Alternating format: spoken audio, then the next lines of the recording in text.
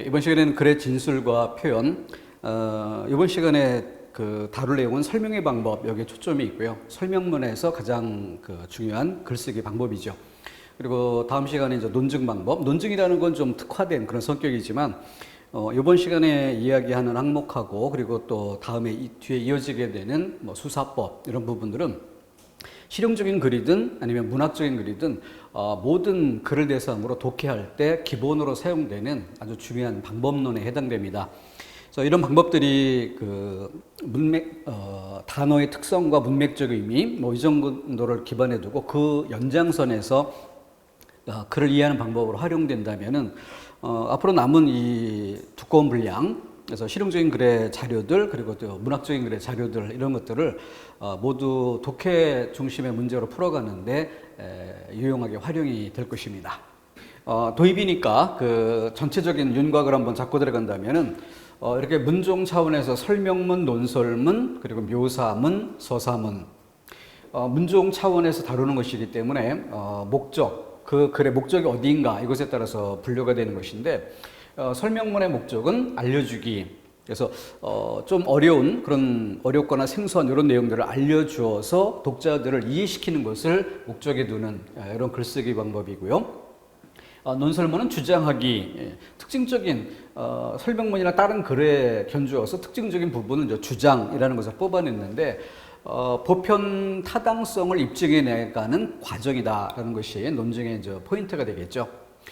다음 묘사나 서사, 이것은 문종 차원에서 묘사문, 서사문 이렇게 나눌 때 문종의 종류가 되는 것이고, 실제 설명문이나 이런 글쓰기 하위 개념으로 묘사의 글쓰기 방법, 서사의 글쓰기 방법이라는 것이 설명문의 하위 개념으로 들어가기도 합니다.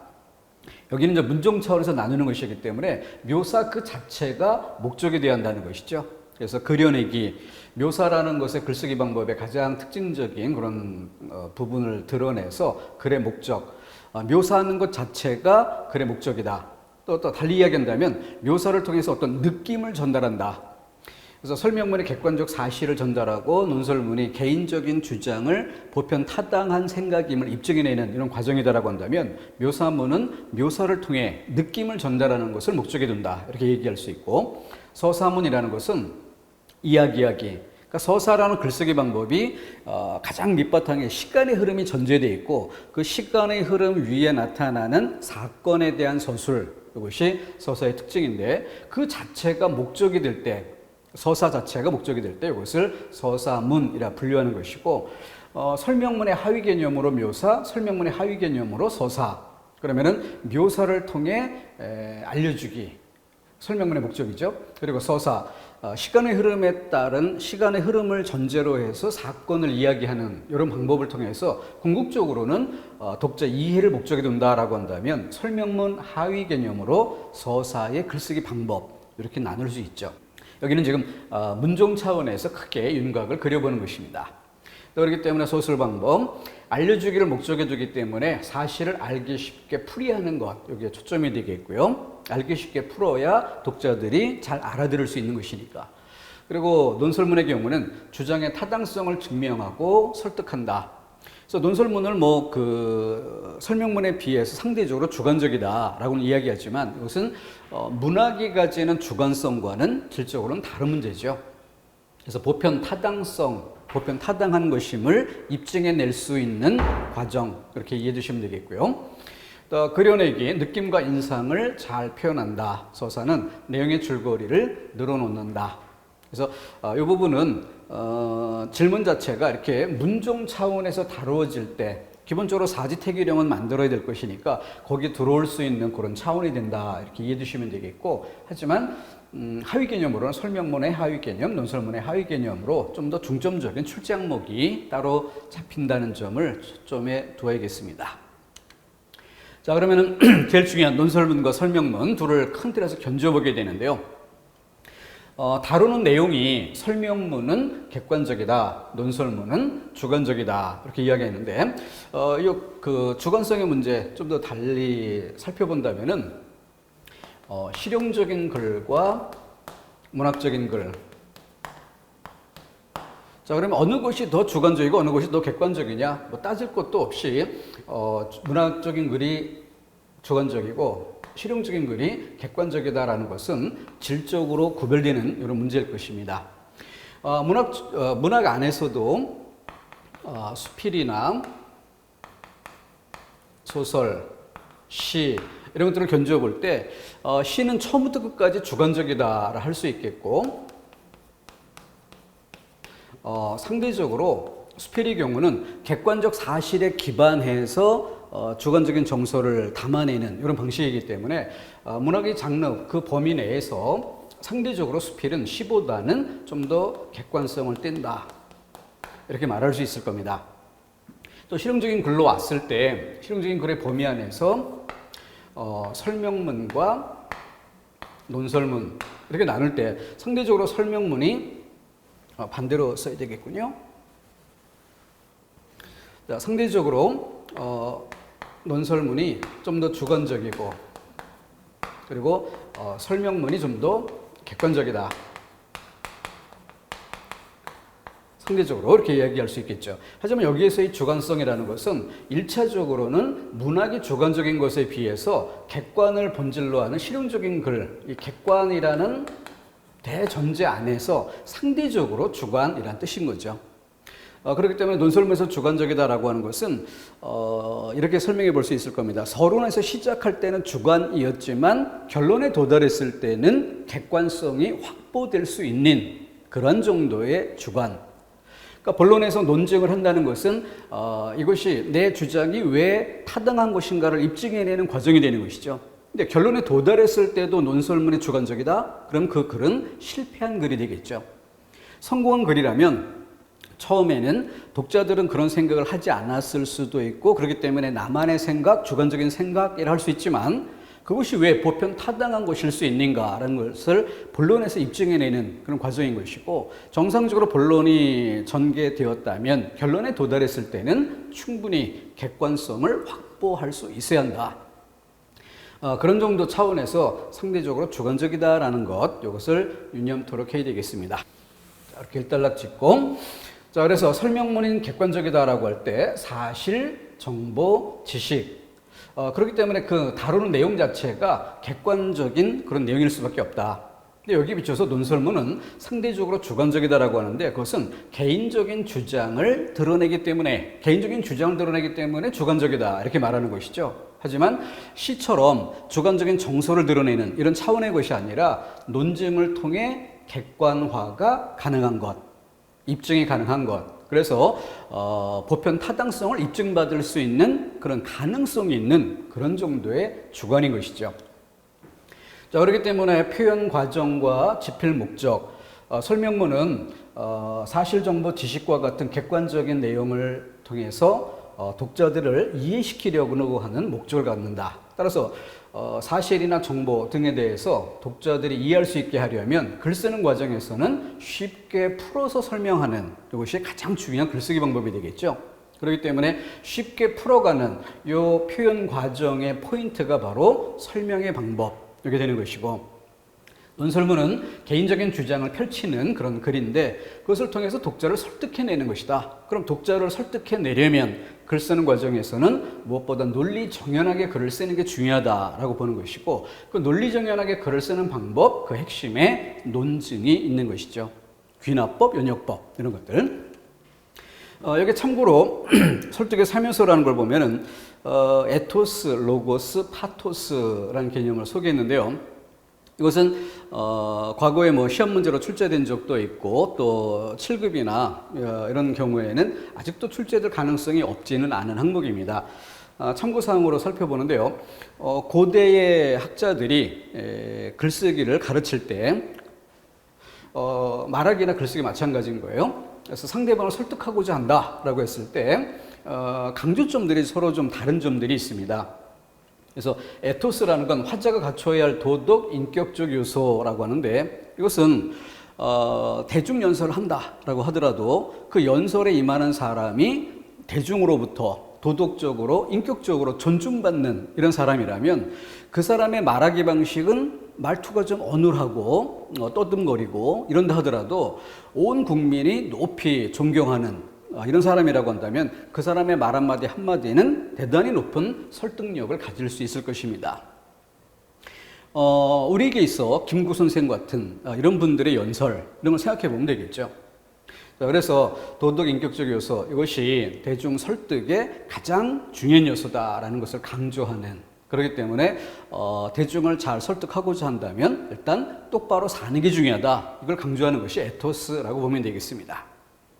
로고스는 말이나 글의 내용상의 논리성, 인격적으로 존중받지는 못한다라고 하더라도 그가 하는 말이 논리적으로 완벽해서 어느 누구도 반박할 수 없는 그런 완벽한 짜임을 갖고 있다라고 한다면 역시 설득력은 가질 수 있을 겁니다. 정서적으로 상대방이 나는 쟤가 마음에 안 든다 이런 생각은 들지만 어쨌든 그가 하는 말은 구구절절히 다 옳다라고 한다면 그 말을 받아들일 수밖에 없는 거죠. 그렇기 때문에 현대 이르기까지 가장 강력하게 보편적으로 어느 시대나 늘 강조되는 제일 중요 요소로 로고스가 꼽힙니다. 논리성이에요. 그리고 파토스라는 것은 청자의 감성에 호소하는 힘, 그러니까 에토스나 로고스를 바탕에 둔다면 더욱더 강력한 힘을 발휘하겠죠.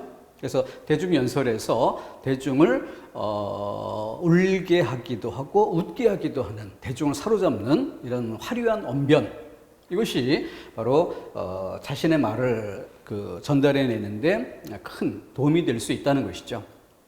그래서 그 자체로서도 강조되는 그런 측면이 있지만 뭐니 해도 세 가지가 잘 조화를 이루는 것이 가장 강력한 힘이 될 수 있을 겁니다. 다음 설득의 양상으로 동의, 확신, 행동화라는 것이 있는데요. 동의라고 하는 것과 이건 점차 이렇게 수준의 문제로 이해도 될 거예요. 동의라고 하는 건 이렇게 OX, 즉 서로 입장이 판이하게 다르다. 근데 서로 입장이 다른 상대방을 나의 생각, 나의 입장 쪽으로 끌어들이는 이런 특성을 동의.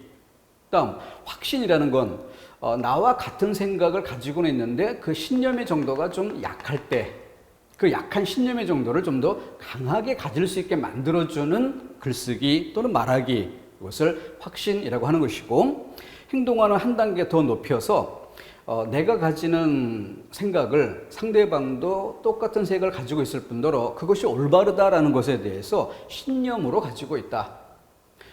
물론 신념이라는 용어 수준은 좀 다르게 볼 수 있지만 어쨌든 그렇게 의문을 품는 정도가 아니라 확실한 믿음을 갖고 있다. 다만 믿음을 갖고 있다는 것과 그 믿음에 따라서 실천 행동에 옮긴다라고 하는 것은 갭이 있을 수 있죠. 그렇기 때문에 알고 있지만 행동화하지 못할 때 그 행동화를 이끌어내려는 설득의 말하기 또는 글쓰기, 이것을 행동화라고 하는 것입니다. 자, 나와 다른 것을 나와 같게 끌어들이는 것, 동의, 가장 낮은 차원이죠. 그리고 심정적으로는 대략 그 방향은 동의하고 있으나 신념의 정도가 약할 때 좀 더 강한 신념을 갖도록 만들어주기 위한 말하기와 글쓰기, 이게 확신.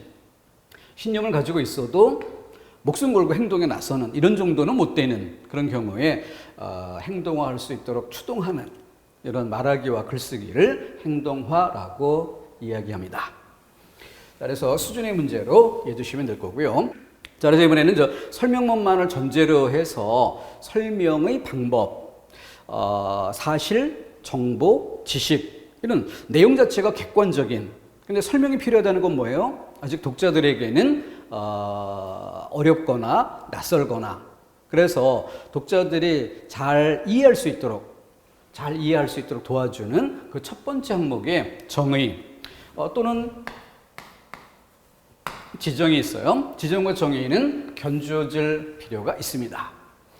자, 예를 들어서 여기 문학을 정의하는 경우 이것을 예로 들었는데요. 좀 더 자세하게 설명을 해볼 겁니다.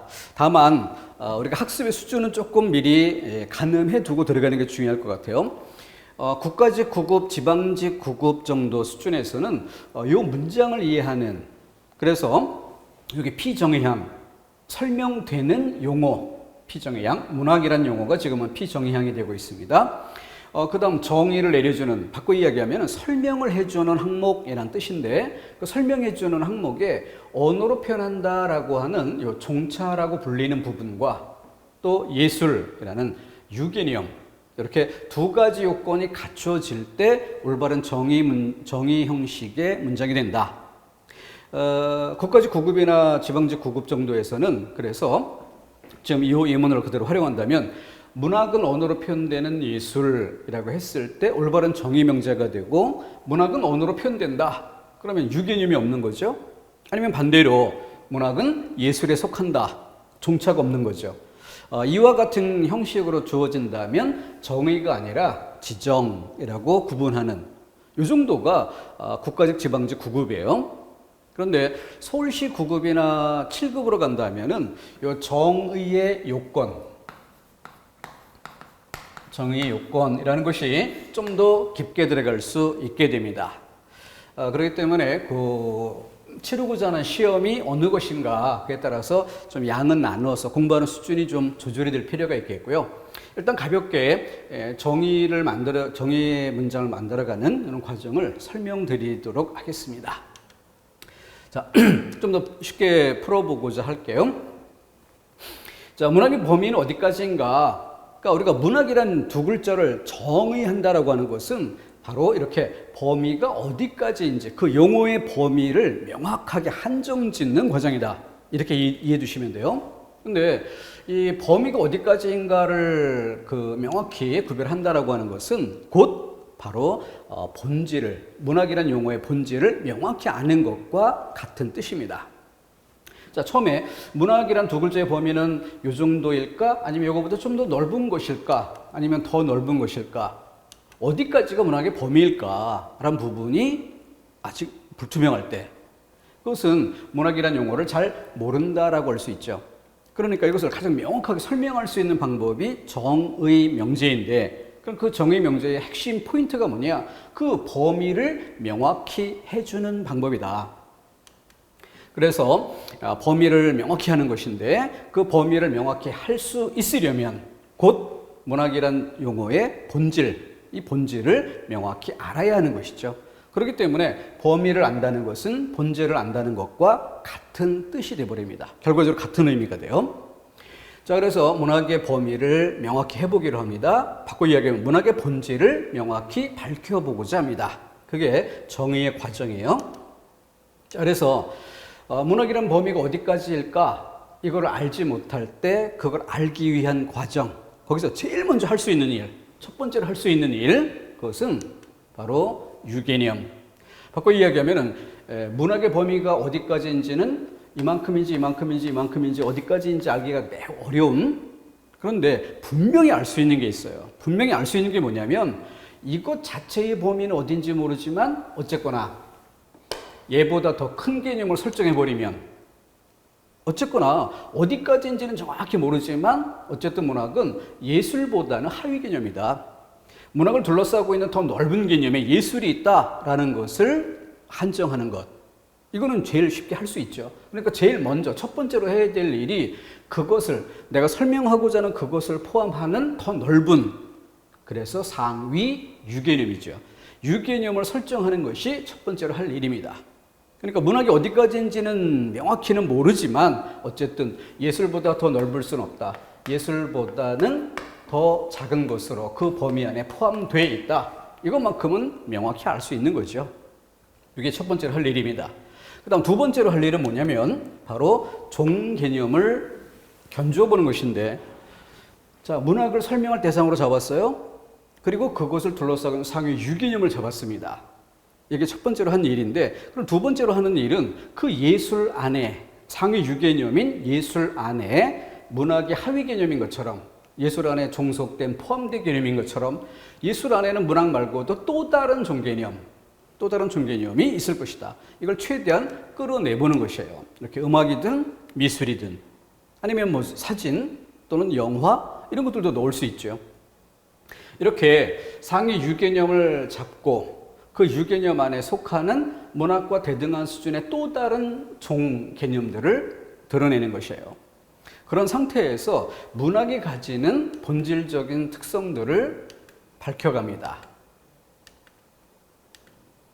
이렇게. 그래서 문학의 내용은 인간의 체험을 반영하는 것이다. 인간의 체험을 문학에 담아냅니다. 문학의 내용이에요. 표현 과정에서 작가는 상상력을 통해서 그것을 표현해냅니다.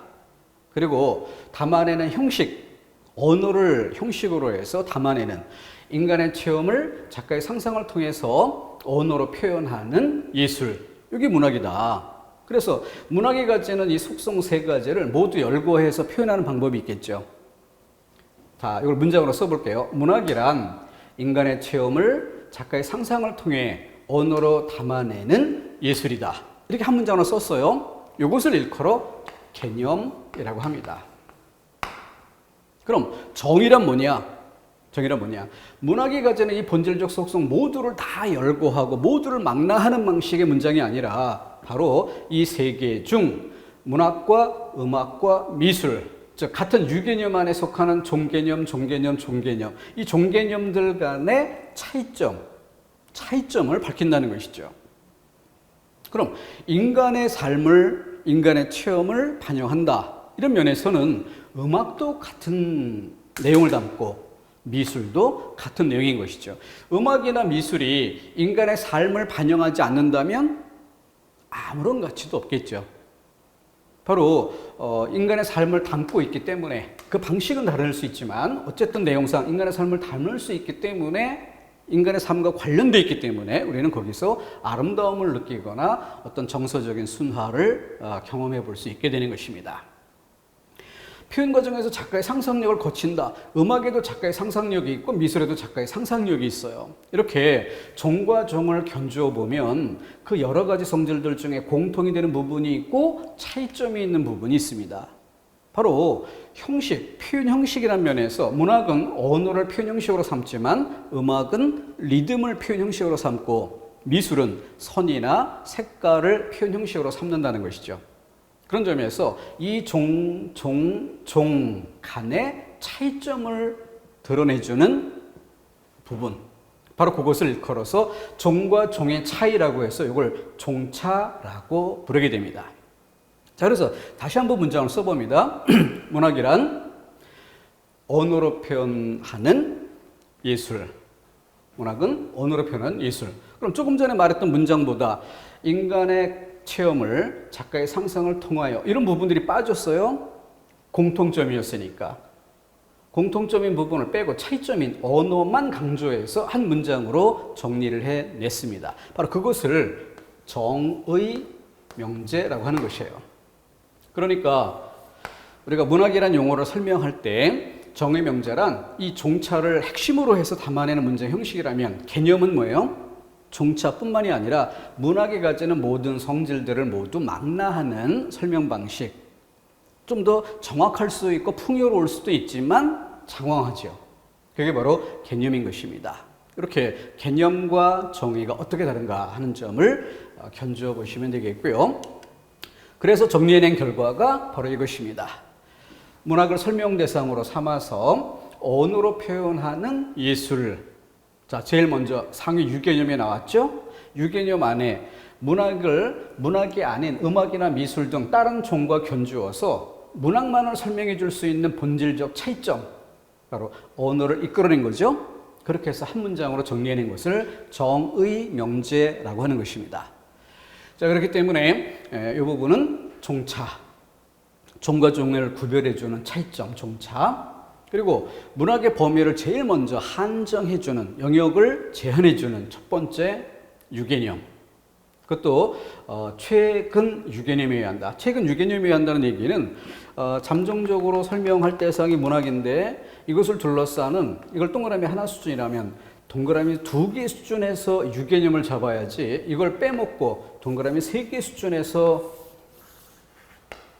제한을 한다면은 그 경계가 바로 예를 들어서 언어로 표현된다는 성질과 예술에 속한다는 성질, 이 두 가지가 만나서 문학의 테두리가 한정되어야 되는데, 예술이란 테두리를 건너뛰고 문학이란 언어로 표현되는 글, 예술보다 더 큰, 예술이 동그라미 2개 수준이라면 글이라고 한다면 동그라미 3개 수준이 될 거예요. 그러면 글 범위 안에서 언어로 표현되는 이렇게 하다 보면 어때요? 문학의 테두리를 벗어나 예술의 테두리를 벗어나 실용적인 글도 포함하는 이런 상황이 벌어질 겁니다. 그렇기 때문에 최근 유개념, 동그라미 하나를 설명하고자 할 때는 최근 유개념인 동그라미 2개 수준을 유개념으로 잡아서 그 범위를 따져야 하는 것이다. 동그라미 3개를 잡으면 올바른 정의가 될 수 없게 되는 거죠. 바로 그런 부분들이 정의의 요건, 7급이나 이런 시험에서는 좀 더 깊게 그런 부분까지 따져 들어가게 되는 것입니다. 일단 9급의 기본은 이 정도까지만 해도 충분할 것입니다. 다음 넘어가겠습니다. 자, 이번엔 분류인데 분류라고 하는 것은 어떤 대상을 나누는 방법이다. 일단은 막연한 차원에서 나누는 방법을 분류라고 한다. 이때 한 가지만 기억하죠. 뭔가 나눌 때는 기준이 있어야 한다. 기준. 그 기준이 있어야 기준에 따라 나눌 수가 있게 되는 거죠. 2개로 나누든 3개로 나누든 기준이 있어야 되는 것이고, 그리고 이 기준은 그 대상을 처음부터 끝까지 모두 다 나누기를 끝낼 때까지는 기준 자체가 바뀌면 안 되는 것이에요. 한번 사용된 기준은 분류가 끝날 때까지, 전체가 끝날 때까지 일관되게 적용될 수 있어야 됩니다. 앞서 정의에서 얘기했던 것처럼 이 분류에도 분류의 규칙이 있어요.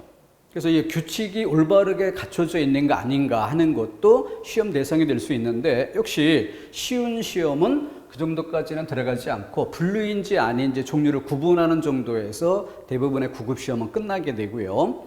7급으로 들어간다면 분류의 규칙 이런 부분들이 좀 더 꼼꼼하게 다뤄질 수 있게 되는 거죠.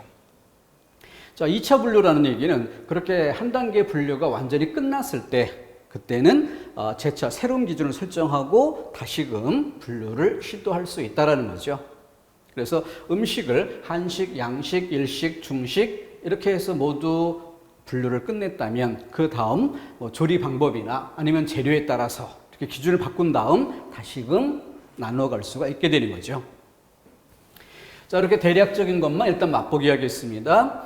이걸 바탕에 두고 이번엔 시험에서 실질적으로 가장 중요해지는 부분이 분류라고 하는 것과 분석이라는 것을 같이 출제해서 구분할 수 있는가, 이것으로 시험 문제를 만드는 거예요.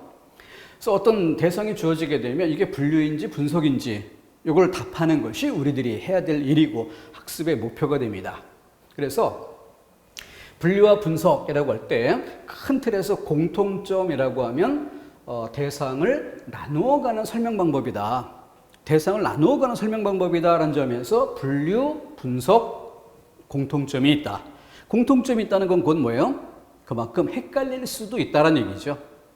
자, 그렇다면 시험 문제 포인트는 갈라내는 부분, 차이점을 구별해내는 능력이죠.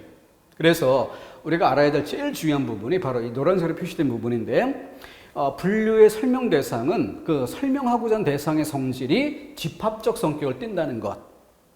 집합적 성격을 띈다는 게 이게 무슨 얘기인지 잘 와닿질 않죠? 그래서 학습의 기본은 비교 대조예요. 그래서 분석은 집합적 성격을 띠는 게 아니라 구조의 성격을 띠는, 일단은 그냥 하나라고 합시다. 하나.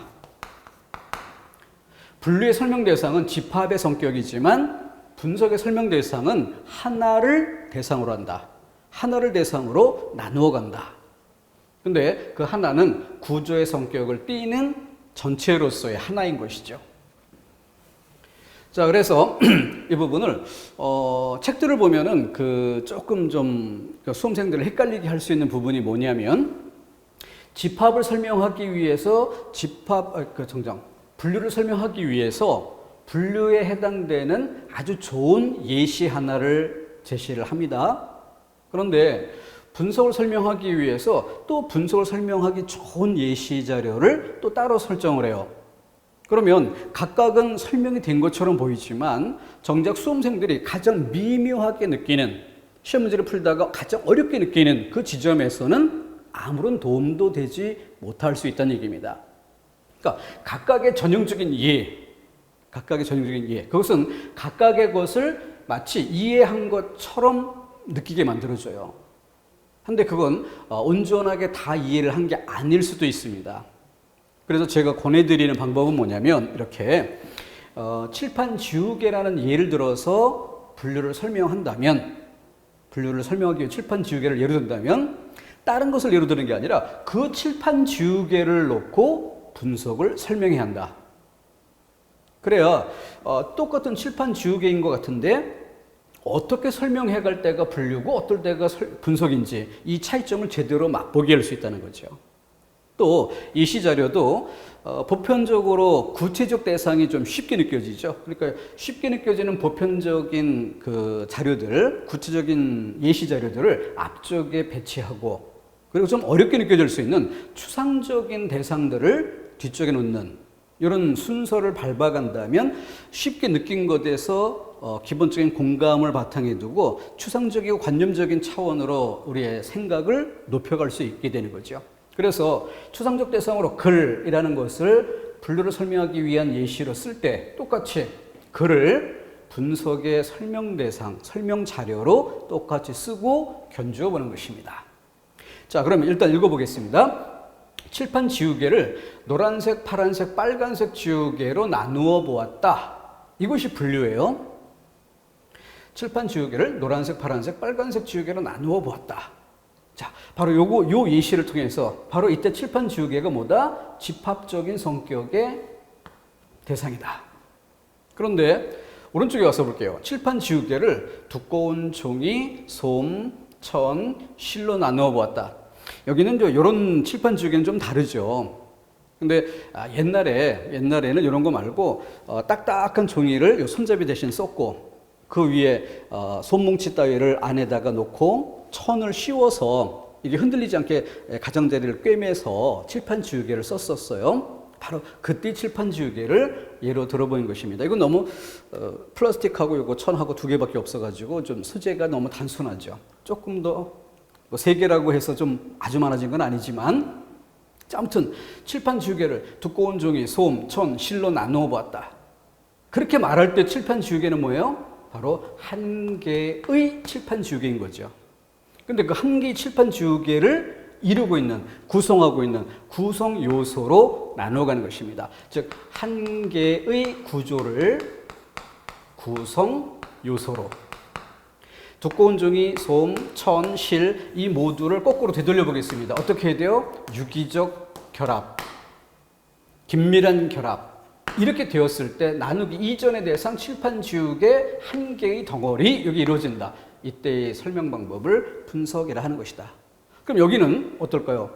노란색 지우개 하면 이 하나의 덩어리가 노란 색깔일 때, 파란색 지우개 이거 자체의 색깔이 달라진 파란 색깔일 때, 그러니까 여기는 노란색 지우개 하나, 파란색 지우개 하나, 빨간색 지우개 하나. 그럼 얘네들을 모은 나누기 이전의 칠판 지우개, 여기서 말하는 칠판 지우개는 뭐예요? 집합이었던 거죠. 그러니까 칠판 지우개 들, 이 들을 붙여볼 수 있겠지. 칠판 지우개 들이라는 집합을 색깔이라는 기준을 세운 뒤 색깔별로 나눈 것이에요. 그랬을 때 나누어진 부분이 뭐예요? 다 개체가 되죠. 근데 분석은 나누기 이전이 하나의 개체였고 그 하나의 개체를 이루고 있는 구성 요소들로 나누는 방식, 이게 분석이다. 이렇게 했을 때 이것이 그 왼쪽의 분류, 오른쪽의 분석, 이걸 나누는 차이점인 것이에요. 그러니까 똑같은 방법으로 이번엔 추상적인 내성을 한번 더 봅시다. 자, 글. 이번에 어떻게 하면 돼요? 아까 해본 것처럼 이번에는 그러면 분류로서의 설명 대상으로 글이 나왔다면 이번에는 글, 들. 일단 먼저 들을 붙여보자. 글, 들. 집합적 대상이니까. 그래서 글, 들을 설명문, 논설문, 정기문 등으로 나누어 보았다. 라고 할 때, 한 편의 글, 또 한 편의 글, 또 한 편의 글. 그러니까 이렇게 나누어진 것들이 개체들이라면 그 개체를 단순히 집합, 한 자리에 모으기만 하면 되는 거죠. 그래서 글, 들. 이렇게 설명될 수 있으니까 분류 맞다. 그럼 오른쪽으로 와보면 여기는 글이라고 할 때 글들이 아니라 어떻게 해야 돼? 하나의 글. 하나의, 이걸 붙여야죠. 하나의 글. 하나의 글을 어떻게? 주제 구성 문체로. 주제 구성 문체로. 이렇게 나누는 것을 분석, 하나의 구조를 구성 요소로. 그래서 주제 구성 문체가 거꾸로 유기적으로 결합되었을 때 한 편의 글을 이룬다. 이렇게 거꾸로 되돌리는, 나누는 방향만 따질 게 아니라 되돌리는 방향도 따져볼 내림이다. 그랬을 때 이것이 정확하게 어떤 차이점을 가지는지가 눈에 보이게 되겠죠. 자, 이번엔 분석 쪽이 좀 어렵게 느껴지는 경향이 있고 해서 예를 좀 풍성하게 더 제시를 해 드려 보려고 합니다. 크게 물리적 분석, 개념적 분석. 아까 했던 것처럼 좀 더 쉽다고 느껴질 구체적 대상, 그리고 추상적 대상. 자, 다음. 대상의 구성 부분을 공간적으로 분해낼 수 있는 경우라고 했습니다. 근데 구체적 대상인데도 이렇게 시계 또는 자동차 이런 것들을 예로 들 때는 가장 쉽게 느껴져요. 시계를 시침, 분침, 초침 이렇게 나누어 보았다라고 했을 때 이거 구조 분석이다. 쉽게 느껴져요. 자동차를 엔진, 차체, 운전장치, 제동장치 등으로 나눠봤다. 이것도 분석이라는 것이 쉽게 이해가 됩니다. 그런데 물고기를 머리, 몸통, 지느러미 이때만 해도 살짝 약간 느낌이 다른 느낌이 들죠. 뭐가 다른 걸까요? 제일 난이도가 낮다. 이걸 하로 봅시다. 그랬을 때 얘네들의 특징이 뭐예요? 하나의 덩어리였던 것이 분석했다라고 했을 때 구성 요소들이 나왔을 때 어때요? 조각조각 떨어진 부품들이 머릿속에 상이 떠오를 겁니다. 부품. 시계도 자동차도. 근데 물고기를 머리, 몸통, 지느러미 이렇게 분석했다고 했을 때는 어때요? 뭐 생선 토막 칠 수는 있지만 그게 아니라 쭉 하나의 유기적인 덩어리인데 부분으로 나눠 설명하는 것이지 조각조각 이렇게 부품처럼 떨어져 보이지는 않아 보입니다. 느낌이 그래서 조금 다른 거예요. 이걸 난이도 중이라고 봅시다. 그럼 도자기나 첨성대 이런 걸로 예를 든 경우를 난이도 상이라고 설명해 볼게요. 왜 그런가? 도자기를 모양, 빛깔, 무늬 등으로 나눠 보았다. 물고기를 나눠 보았다라고 했을 때하고 느낌이 또 달라. 어떤 차이가 있을까요? 물고기는 머리, 몸통, 지느러미 그래서 토막은 아니어도 시계의 부품, 자동차의 부품처럼 조각조각 떨어지는 건 아니어도 시선이 어때요? 머리, 몸통, 지느러미 이렇게 일정하게 시선이 이동하는 어떤 흐름, 순서 이런 것들이 보이죠. 근데 모양, 빛깔, 무늬 적용하는 기준 자체가 바뀌는, 초점 자체가 전혀 달라지는 이런 느낌. 바로 이 차이점이 조금 어렵다는 느낌을 줄 수 있어요. 그래서 과거의 기출문제들 봤을 때 도자기를 인용문으로 해서 출제했던 시험 문제나 첨성대를 인용문으로 해서 출제했던 이런 시험 문제들의 경우 정답, 시비 이런 것들이 일기도 했었습니다. 올바르게 답을 내지 못하고 헤매는 일이 벌어졌다는 거죠. 그 이유는 뭘까요? 바로 위에 있는 이런 낮은 수준의 예들만 가지고 가르치다 보니까 그 이상 본질적인 요소가 들어왔을 때 정답을 낼 수 없는 이런 아노미 상태에 빠져버리는 거예요. 자, 물리적 분석인데도 구체적 사물을 대상으로 하는데도 이렇게 어떤 예를 썼느냐에 따라 쉽게 느껴지는 경우와 어렵게 느껴지는 경우가 있다는 것을 알 수 있죠. 이렇게 견뎌봤을 때 이런 것들까지 온전히 설명해 낼 수 있는 힘, 그게 바로 제대로 된 학습이라 할 수 있는 거죠. 자, 그럼 아까 했던 것처럼 봅시다.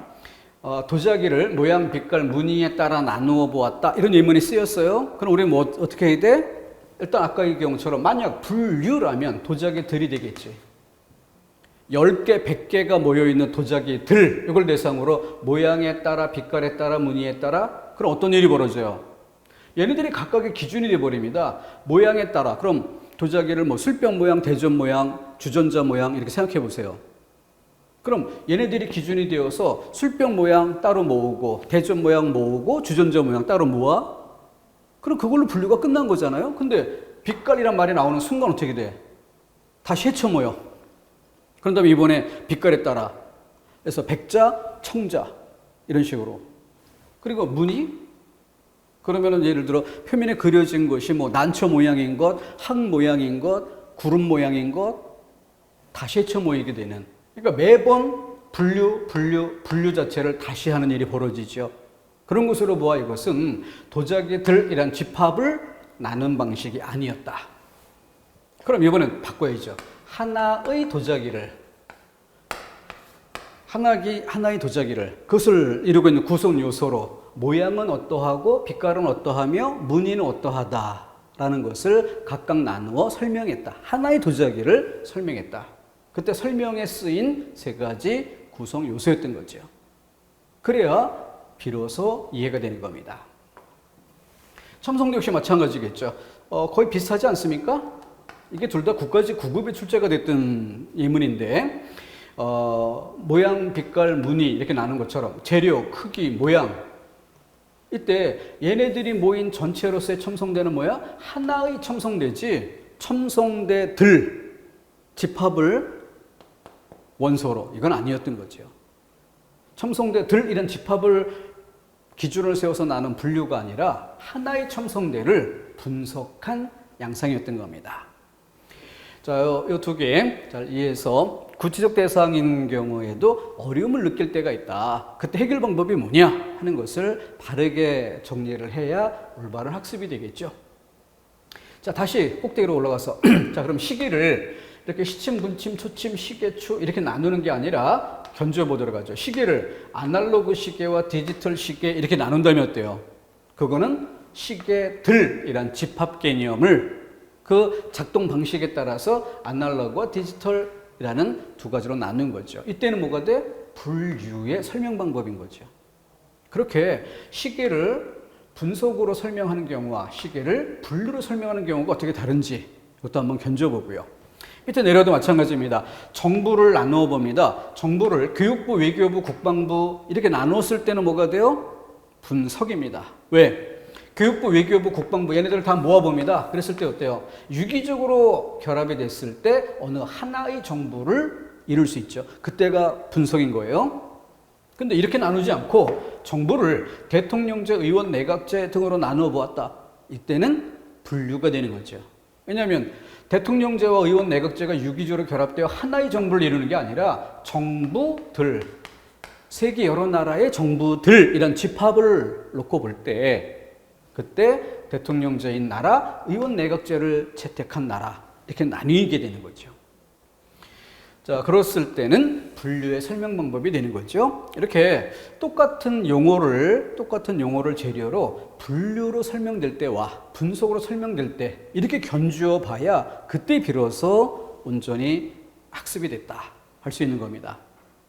이렇게 맛보지 않고 각각 다른 것으로 전형적인 예를 사용하다 보면은 학습이 된 것처럼 보이지만 실제 난이도 있는 이런 예문들이 사용되는 문제를 만났을 때 해결력을 잃게 됩니다.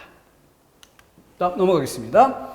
자, 이번엔 비교대조 유추이고 이 유추는 뒤에 이어지게 될 수사법에도 아주 중요하게 사용될 거예요. 그래서 기본적인 설명하면서 포인트를 잡아가도록 하겠습니다. 자, 비교대조 유추의 공통점, 설명을 위해서 다른 것을 끌어들여 설명한다. 내가 설명할 대상이 있는데 이걸 설명하기 위해서 얘만 가지고 설명하는 게 아니라 뭔가 다른 것을 끌어다 놓고 견주어 설명한다. 이런 점에서 공통이 되는 거야. 근데 비교대조는 뭐예요? 그 끌어들인 자료가 같은 범주 안에서 끌어들일 때 같은 범주 안에 있는 걸 끌어들이는 겁니다. 예를 들어 우리 반 학생 중에 이런 거죠. 뭐 새로 전학생이 왔다. 고등학교 때 전학생이 왔다. 그래서 이 전학생을 담임선생님이 설명을 해주는데 이 학생을 같은 범주에서 끌어들인다면 뭐예요? 기존에 우리 반, 우리가 잘 알고 있는 독자들이 알고 있는 것을 끌어들여야 비교 설명이 될 수 있겠죠. 그러니까 이번에 새로 들어오는 학생은 공부를 잘한다. 이걸 설명하기 위해서 그럼 공부를 잘한다? 그럼 우리 반의 1등 누군지 다 알 거예요. 그 1등인 학생, 우리 반의 기존의 1등이 철수였는데 그 철수와 견주었을 때 이번에 전학 오는 영수라는 아이는 지난달 전국 모의고사에서 총점이 같았다. 이렇게 이야기하면 우리 반의 2등은 긴장하겠죠. 더 이상 2등이 아니라 이젠 3등으로 밀릴 수밖에 없다는 걸 바로 느낄 겁니다. 그렇게 같은 범주 안에서 끌어들이잖아요. 그러면 비슷한 점을 말해도 설명 효과가 있고 차이점을 말해도 설명 효과가 있어요. 그러니까 이번에 전하고는 영수는 철수하고 전국 모의고사 총점이 같았다라고 하면 비슷한 점이잖아요. 우리 철수만큼 공부를 잘한다 이렇게 분명히 이해되는 거예요. 2등이 긴장할 만큼. 그런데 차이점을 밝히는 것도 가능하죠.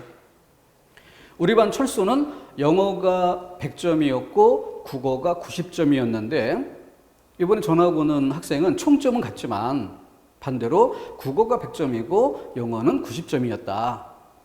그러면은 우리 반의 철수는 영어를 더 잘하는데 새로 전하고는 이 친구는 국어를 더 잘한다. 이렇게 차이점을 드러내죠. 그래도 설명 효과가 있어요. 이해가 되잖아요? 같은 범주 안에 걸 끌어들였기 때문에 그렇게 비슷한 점을 말해도 설명 효과가 있고 차이점을 말해도 설명 효과가 있는 겁니다. 자, 그런데 유추라고 하는 건 뭐냐? 내가 뭔가 설명하고자 하는 대상을 위해서 뭔가 끌어들일 걸 사용하는데 이 끌어들인 자료가 다른 범주의 것을 끌어들이는 거예요. 그럼 예를 들어서 이번에 전하고는 학생이 영수인데 그럼 이 영수의 어떤 은근과 끈기, 성격 뭐 이런 것들을 이야기하기 위해서 황소 같다 이렇게 빗댄다든가 아니면 여우 같다 이렇게 빗댄다든가 동물을 끌어들여 견주는 방법이 있겠죠? 근데 이번에 전하고는 이 영수라는 친구는 여우하고는 전혀 다른 애야. 이렇게 말하면 어때요? 차이점을 말하면 아무런 설명 효과가 없습니다. 왜? 본질적으로 다른 범주의 걸 끌어들였기 때문에 다른 건 당연한 거예요. 인간의 짐승하고 어떻게 같아요? 다른 건 당연한 거야. 그러니까 차이점을 말하려고 하면은 전혀 설명 효과가 없어요. 다른 범주에서 끌어들였기 때문에. 그래서 다른 범주에서 끌어들인 만큼 비슷한 점을 말할 때 설명 효과가 생깁니다. 그러면 뭐 여우 같다 이렇게 견줄 때 어때요? 뭔가 좀 간사하다, 교묘하다, 어떤 술수를 많이 쓸 것 같다, 뭐 등등 이런 그 이미지. 뭐 그런 것도 왜곡된 이미지라고는 하지만 어쨌든 우리가 동화책에서 읽었든 어쨌든 알고 있는 그런 이미지들 이런 것을 통해서 사람을 미로 짐작할 겁니다. 황소 같다라고 하면 어때요? 힘이 세다든가 아니면 은근 왜 황소는 걸음걸이가 느리잖아요. 느리긴 하지만 힘이 있기 때문에 꾸준하게 끈기 있게 어떤 같은 일을 노동을 꾸준히 밀고 나가는 그런 힘이 있죠. 그러니까 어떤 우직한 느낌 이런 것들을 줄 수 있을 겁니다. 곰 같다라고 했을 때 느낌 등등 그렇게 다른 범주의 걸 끌어들였을 때는 그래서 유사점일 때만 설명 효과가 있는 것이다. 이게 가장 근본적인 차이점입니다. 자, 같은 범죄의 것을 끌어들이는가, 다른 범죄의 것을 끌어들이는가 가장 중요한 분류의 기준인 것이죠. 자, 이렇게 해서 유추를 다시 한번 좀 특화해서 수사법에서도 사용할 만큼 중요한 부분이니까 좀 꼼꼼히 할 필요가 있는 거죠. 왜 다른 범죄의 것을 끌어들이느냐? 유추하면 무조건 다른 범주, 유사성 두 가지는 반드시 바로 튀어나올 수 있어야 돼요.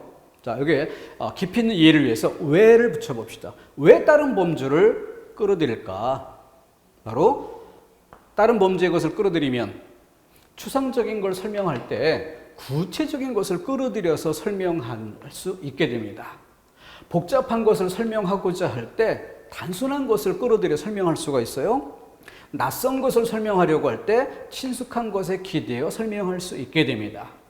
바로 이와 같은 장점이 있기 때문에 다른 범주이지만 끌어들여 설명 효과를 주고자 하는 것이죠. 유추, 다른 범주, 유사성.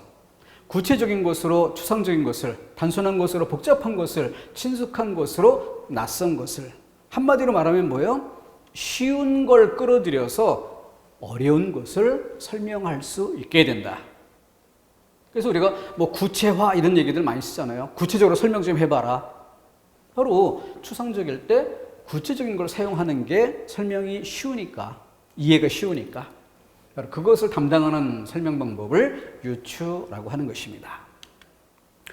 요것 이외에 그 뭐 예시라든가 이런 것들도 아주 중요하게 살펴볼 키포인트 예시의 설명 방법을 사용하고자 한다면은 제일 중요시 될 포인트가 뭐 바로 포함 관계예요. 포함 관계. 그래서 어떤 설명하고자 한 추상적 진술로 설명된 문장이 나오면 거기에 사용된 용어들을 키포인트를 잡아낸 다음 예시의 성격으로 설명될 수 있는지 포함관계 이걸 따져봄으로써 예시에 해당될지 아니면 다른 설명 방법으로 설명해야 될지 이것을 판단할 수 있게 됩니다. 예시를 파악하는 고리는 포함관계다라는 점. 자, 다시 한번 종합 정리하면은 제일 중요한 포인트들만 다시 한번 점검합니다. 정의는 어때요? 유개념이 설정되어 있어야 하고 종차가 설정되어야 됩니다. 이렇게 유개념과 종차 이 두 가지로 설명하는 것이 정의의 포인트죠. 분류, 구분, 분석은 분류와 구분은 집합적 대상, 분석은 유기적 결합으로서의 하나의 덩어리.